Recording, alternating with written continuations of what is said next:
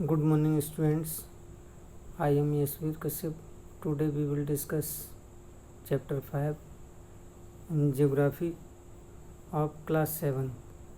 Class 7 का ये Chapter 5 है. Chapter name is Water. Chapter name is Water.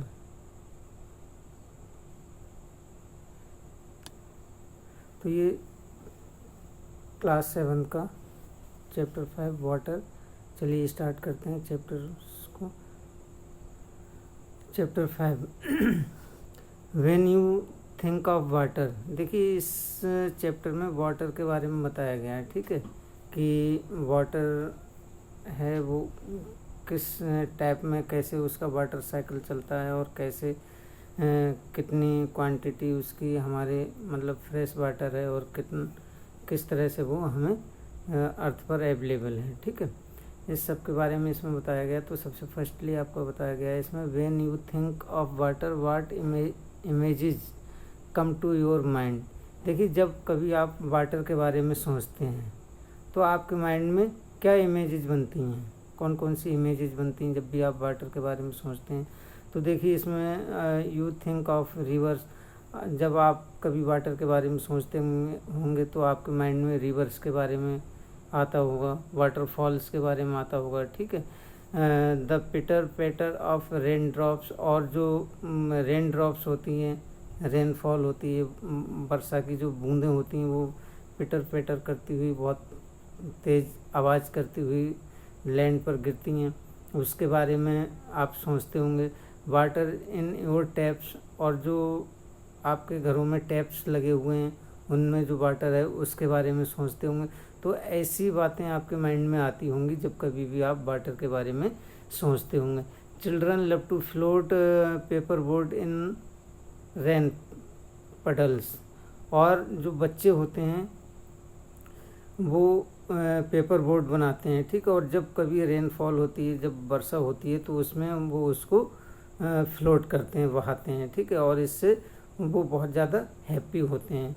Y noon the puddles vanish where does the water go. और आप देखते हैं कि जब वर्षा होती है, वर्षा के बाद दोपहर में ऐसा लगता है कि वर्षा हुई और एक तरह से कीचड़ सी हुई और उसके बाद where does the water go, water कहाँ चला गया. ठीक है, तो ये बहुत सारे ऐसे क्वेश्चंस वाटर को लेकर हमारे माइंड में क्रिएट होते हैं. क्लियर. नेक्स्ट पॉइंट है हमारा the sun's heat causes evaporation of water vapour.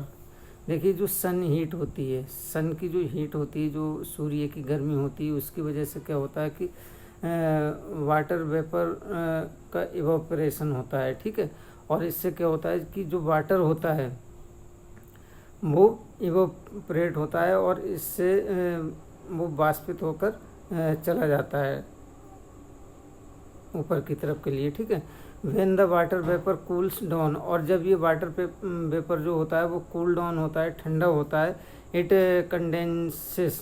तो इसका कंडेंसेशन होता है. ठीक है, एंड फॉर्म्स क्लाउड्स. और तब ये जाकर बादल बन जाता है. जैसे जो ग्राउंड वाटर था या ओशियंस वाटर था. ठीक है, ये सन की हीट से इवापोरेट हुआ और एवापोरेशन से क्या हुआ कि कंडेंसेशन हुआ इसका, और इसके बाद ये क्लाउड्स के रूप में फॉर्म हो गया, यानी कि बादल बन गया. ठीक, from there it may fall on the land और see in the form of rain, snow और स्लीट. और फिर क्या होता है कि जब ये बहुत ज़्यादा क्लाउड्स बन जाता है तो इससे क्या होता है कि जो वर्षा होती है, ठीक है, जो वाटर होता है वो वर्षा के रूप में ज़मीन पर गिरने लगता है. ठीक है, लैंड पर और सी में गिरने लगता है. फ्रॉम द रेन के रूप में, स्नो के रूप में एंड स्लीट के रूप में. ठीक है, इन रूप में ये वाटर दोबारा से लैंड पर या सी में आ जाता है. Clear. The process by which water continuously changes its form and circulates between oceans atmosphere and land is known as the water cycle. और देखिए इस तरह से जो ये सिस्टम चलता है इसका, एक साइकिल चलता है, जैसे कि the process by which water continuously change, और इस तरह से जो वाटर होता है वो कंटिन्यूसली चेंज होता रहता है। इट्स फॉर्म, इसकी जो फॉर्म्स होती हैं वो चेंज होती रहती हैं। Circulate between oceans, atmosphere and land, और ये क्या होता है कि ओशियंस, एटमॉस्फेयर और लैंड में सर्कुलेट होता रहता है, ठीक है। इसको हम क्या कहते हैं, वाटर साइकिल कहते हैं। जैसे कि इसमें डायग्राम में दिया हुआ है, फिगर 5.1 में दिया हुआ है कि ये आपका ओशियन वाटर है, ठीक है। क्या ये ओशियन वाटर है, और यहाँ पर ये देखिए ये ओशियन वाटर है आपका, ठीक। और इससे क्या हो रहा है कि ये वाटर जो है सन हीट होने से, सूर्य की गर्मी होने से इवापोरेशन हो रहा है इसका, ठीक है। और इवापोरेशन होने के बाद क्या हो रहा है इसमें कि ये इवापोरेट होकर ये ऊपर की तरफ के लिए जा रहा है इस तरह से, ठीक है। और यहाँ पर इसका क्या हो रहा है, कंडेंसेशन हो रहा है। यहाँ पर ये कंडेंसेशन हो रहा है और ये क्लाउड्स बन जा रहा है, ठीक है। और क्लाउड्स बनने के बाद जब ये बहुत हैवी हो जाता है तब क्या होता है कि ये प्रिसिपिटेशन होने लगता है इसका, ठीक। ये प्रिसिपिटेशन होने लगता है और इस तरह से फिर से ये ग्राउंड पर आ जाता है। ये यहाँ पर ये ग्राउंड पर आ जाता है यहाँ, और फिर ये ओशियन में मिक्स हो जाता है जाके, ठीक है। तो ये इस तरह से ये वाटर साइकिल कहलाता है आपका। Clear. Now come to next point. Next point है हमारा, our earth is like a terrarium. जो हमारी अर्थ है वो एक टेरेरियम की तरह है, ठीक है। The same water that exist centuries ago still exist today. The water used to irrigate a field in Haryana may have flowed down the Amazon river 100 years ago. देखिए जो वाटर का जो एक तरह से सिस्टम है वो सेंचुरी पहले भी ऐसे ही था और आज भी ऐसा ही है, ठीक है।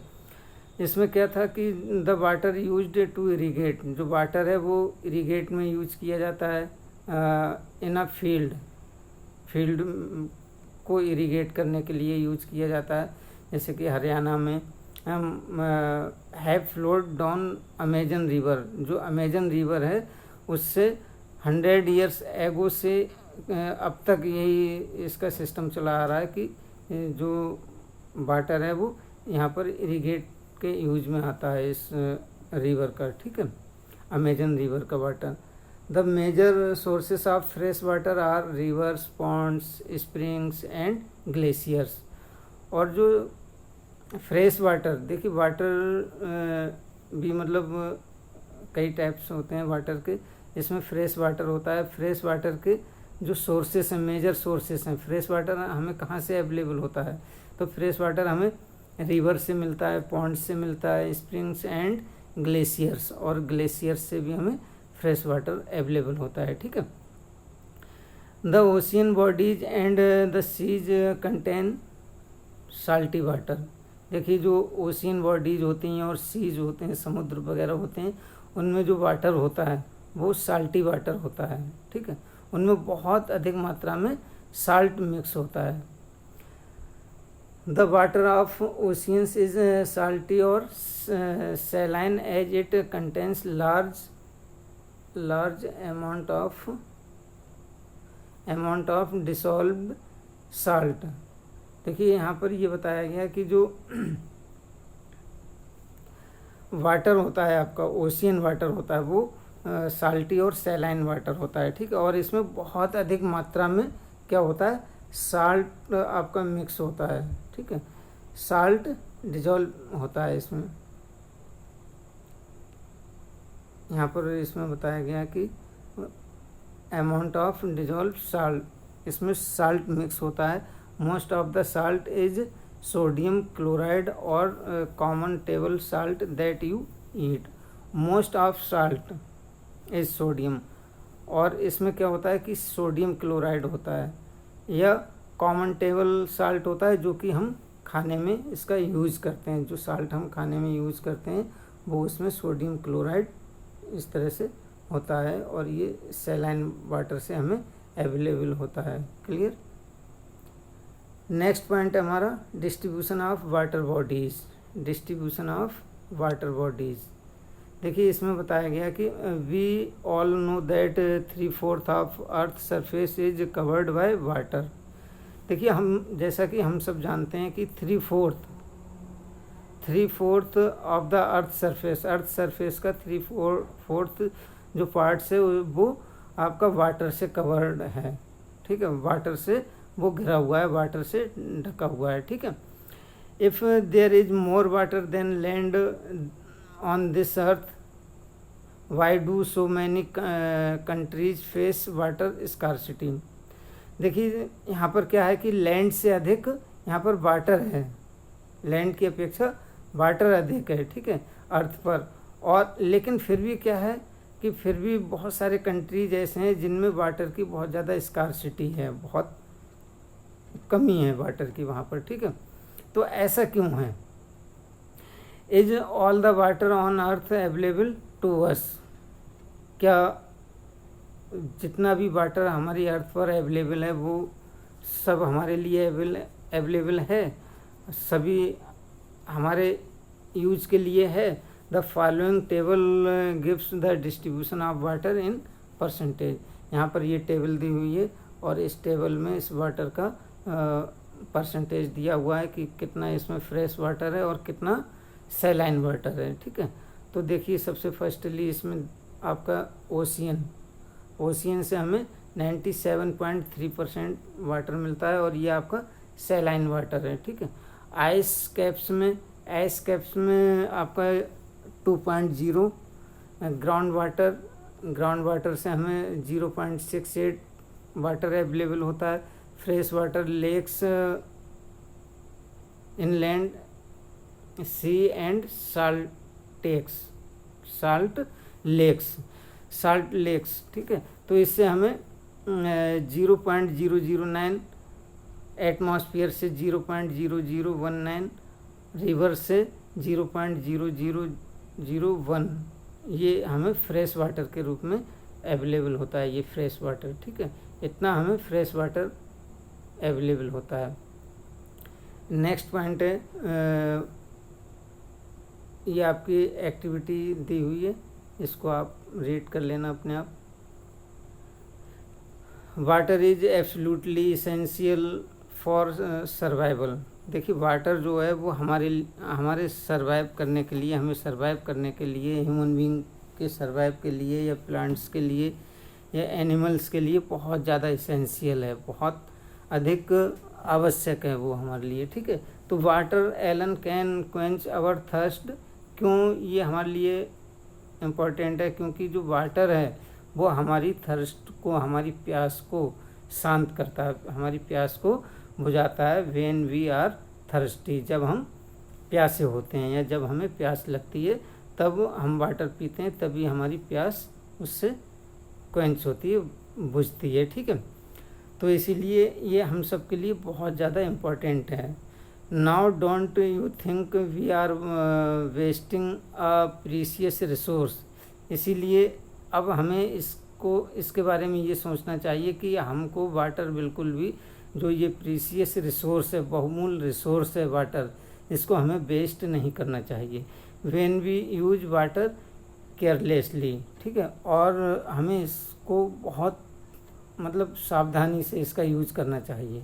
ऐसा नहीं केयरलेसली हम उसका यूज कर रहे हैं, आधा यूज में ले रहे हैं और आधा वाटर हमारा वेस्ट हो रहा है। तो इसको हमें कंजर्व करके रखना बहुत ज़रूरी है। ठीक है, now come to next point बेटा। नेक्स्ट पॉइंट है हमारा ओशियन सर्कुलेशन।